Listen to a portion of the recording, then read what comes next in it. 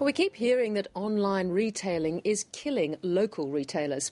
But the results of the Productivity Commission inquiry finds that online sales make up just a fraction of total retail sales. It wants to see less red tape for shopkeepers and says imported goods under $1,000 should be subject to GST, but only if a cheaper way of administering the tax can be found. Sue Lannon reports. It's a shiny new redevelopment in the centre of Sydney, but many Australian shoppers are preferring to shop online than in person. People aren't going to shop at different hours. They either have the desire to consume, which currently isn't there, or the ability to consume, which currently isn't there. In a report on the future of the retail industry, the Productivity Commission says red tape is hampering many retailers. It's recommending a shake-up of state and local regulations such as planning laws, and that retail trading hours be unrestricted.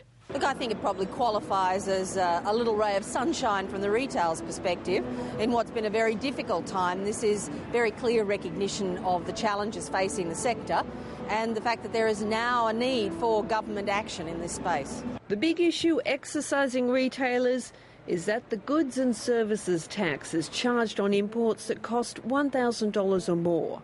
Retailers have complained that gives online international retailers a tax advantage on cheaper products.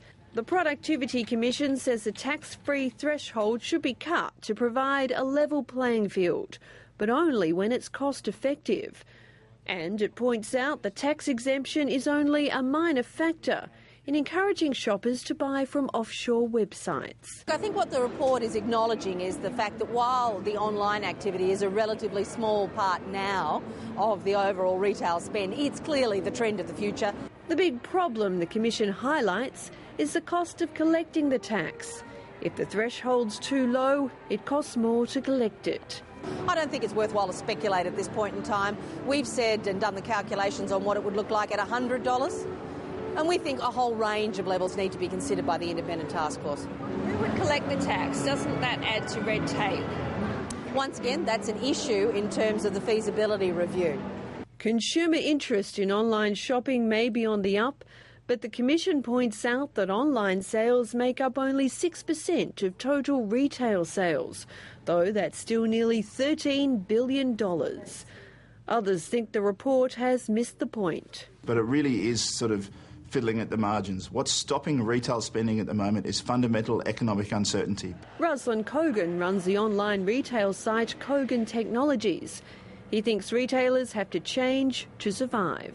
Online retail is where all the innovation is going on at the moment, and it's your big bricks and mortar retailers that are, rather than thinking about how to innovate, they're trying to pressure the government and use their political muscle, and, you know, they're screaming for protectionism. The future for retail is really a multi-channel strategy. There are people who take great pleasure from the experience of going shopping. There are people who take great pleasure from the experience of finding a bargain. And yet another shopping chain is in trouble. Women's fashion retailer Brown Sugar has been placed in voluntary administration.